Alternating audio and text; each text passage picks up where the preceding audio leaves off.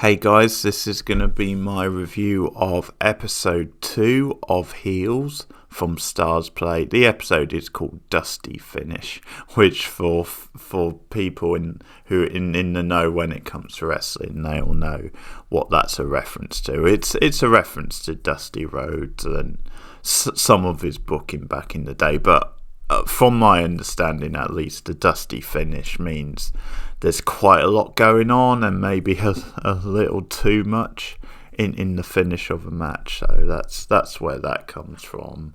I don't actually know how it applies to the episode, though. I don't really see how that fits into the episode, unless they're just using it as a metaphor for like the characters' lives. I'm not too sure, but anyway, that's the title, and I have to say I wasn't really into this one. I sort of found that it dragged more than the first episode, and I did think some of the melodrama and some of the soapy plots were just kind of even worse, even more in your face in this one, and again there was a lot of cliches for me.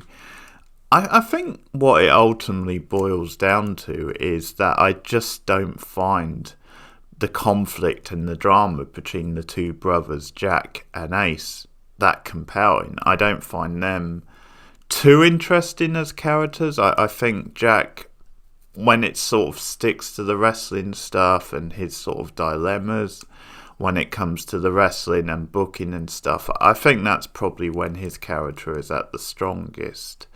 And again, you know, the lead's doing a good job in this, Stephen Amell, but in this one, I think it telegraphs even more that he's not the most likable character. And to me, I know some people might see some depth that I don't, but to me, I just didn't see them in this episode. And for the most part, it definitely has its moments. But for the most part, I thought it was quite plodding. But a big amount of that does come from me actually not really caring that much about the drama with Ace and with Jack. We find out that Ace hasn't got that sort of that deal now with like the bigger promotion. He finds out in this, and he's kind of letting himself go, but then he was already like a lounger-about and a bit of an arse anyway. And I think this is what I mean about just the stereotypes, because he sort of hits the bottle quite hard. He's now staying at his mother's. He's still seeing Crystal, which frankly I don't see what Crystal sees in him. So I think that's maybe a bit of a problem, because Crystal is a very sympathetic character, and yeah, you just can't see. I mean, initially at first, but certainly now, when all this stuff is going on, it's sort of hard to see what she really sees in Ace. But there's some nice scenes with her outside of that then makes her appealing, like a scene where she trains and shows some wrestling moves to like a couple of kids in the neighborhood, and she's always like really respectful and nice, but a feisty sort of character.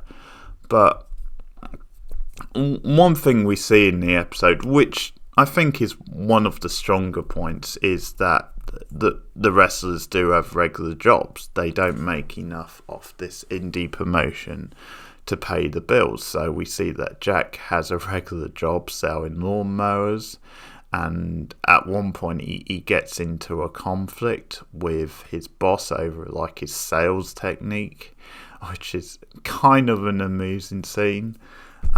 We also see that one of the other wrestlers has a job outside of wrestling, and he like sort of MCs like karaoke at the local bar, and that becomes one of the big dramas of the episode, because Ace ends up rolling down there when he's like really drunk, and he's taking things hard because he hasn't got, you know, the things have gone cold when it comes to this bigger promotion giving him.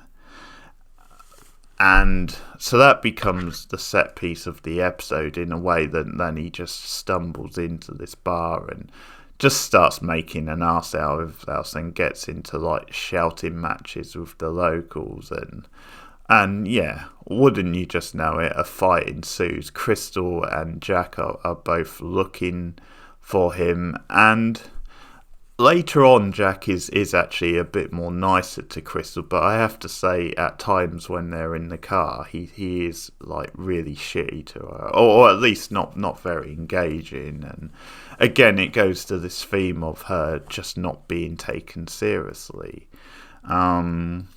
But we kind of get to the bar and the sort of stereotypical fight, and obviously, predictably, Jack gets sort of cottoned into it, and they work together as brothers. And the sort of great thing to come out of this is the scene where Crystal does like a head scissors takedown or a hurricanrana on one of the jerks who's like they're getting into a fight with, and it's just meant to be this eye-catching scene where she shows off her skills. But still, she gets no respect for it from the two brothers, which kind of makes you hate them. But it's a good scene. I did enjoy that one moment. It was a nice way to work in a way for Crystal to show off her her skills in front of them, but in quite a natural way, I think, because obviously it was a fight and, you know, things were coming to a head. So that was a good moment, but I did find the drama very plodding at times in this episode. One character who I kind of hated was like the brother's mother, because she's really like mean to Crystal, like she's really running her down and sort of saying how she's no good for her son, and how she's only bad news, and Crystal's been nothing but being nice and friendly,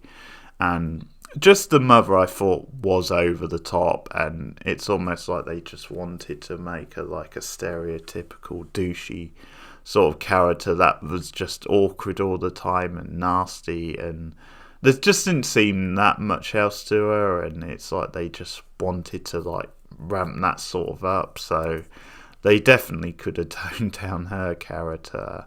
But Crystal has some nice moments, and hopefully it's not too long before she really gets to centre stage. But I will say I do think the treatment of the female characters in this show hasn't been that great so far, which I get is probably one of the points the show is making. But one example which I think is really bad in this episode is Staci, because I think she's completely sidelined and just made to be like a sounding board for Jack.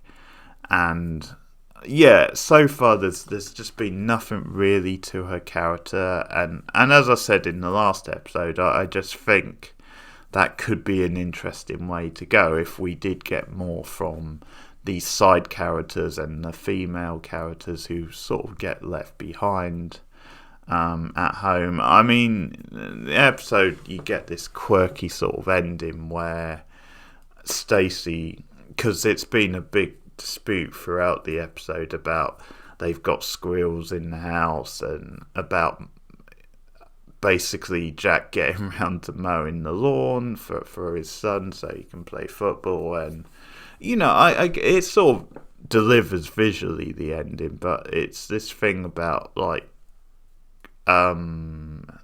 Staci just does it herself in the end. She's like, screw it, she kills the squirrel in the attic, she like mows the lawn, she's got a can of beer as she does. But again, it's just, okay, this is the only sort of growth she's had so far, and it's kind of, she needs to be given more. But the other sort of main subplot is to do with like the local promotion, the other local promotion, like the hardcore promotion, who we've seen like clips of their TV like advertising, and just them trying to buy Jack's promotion out, essentially. You know, there's a meeting at one point between Willie, Mary McCormack's character, and like their promoter, which is a pretty solid scene. I do like Willie so far as a character. I think she's very straight talking, sort of quite savvy in her own way, and I think also, yeah, there is integrity to her. She does a really nice speech about why their promotion has something of value over his promotion, why his promotion almost treats wrestling fans as idiots and just assumes that that all they want is blood and guts and no sort of drama or story or anything else. And she says, well, that's why we do have a loyal fan base, because of that. And it's an interesting scene because on the one hand, I think she definitely means that, and I think she's speaking from the heart, and that's why she is loyal to the promotion almost and to Jack, because she believes this stuff. But at the same time, I think she's obviously doing it as a kind of a bluff, because I mean, later on when she speaks to Jack about it, she says, well, it doesn't matter anyway because we're not selling to them.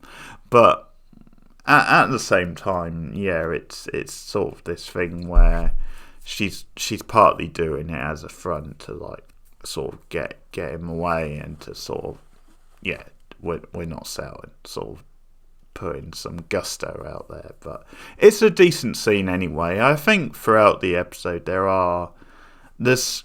because even in that scene there's some clunky dialogue from the other promoter, but I like it from Willie's point of view and how she acts in the scene, at least. So I think it's a pretty solid scene, and obviously that's going to be a theme moving forward, almost this like local rivalry. So we'll see where they go with that.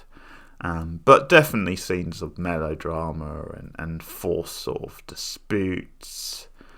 But that's pretty much the episode. By the end of it, the brothers have come to an agreement, and they've kind of, Jack sort of gives like Ace a pep's talk, and he sort of makes agreements, certain things that he will give his brother if he agrees to stay. So the brother, who maybe doesn't have that many options anyway, decides to stay. So obviously we're going to see what happens with that. But yeah, that's my thoughts on Heels episode 2. I wasn't really that impressed with it, bar 2 or 3 good scenes. But what did you think? Are you enjoying it? Did you like this one more than the first one, less than the first one? Let me know. I'll keep covering it anyway. I think there's at least enough to discuss with it, and enough good stuff. Then I'll check out another episode at least. But let me know your thoughts in the comments below. Like and subscribe. Share me out on social media. And yeah, ding the bell on YouTube, because that helps get my content out there. That helps let you know when new content come up. But thanks for listening, and goodbye.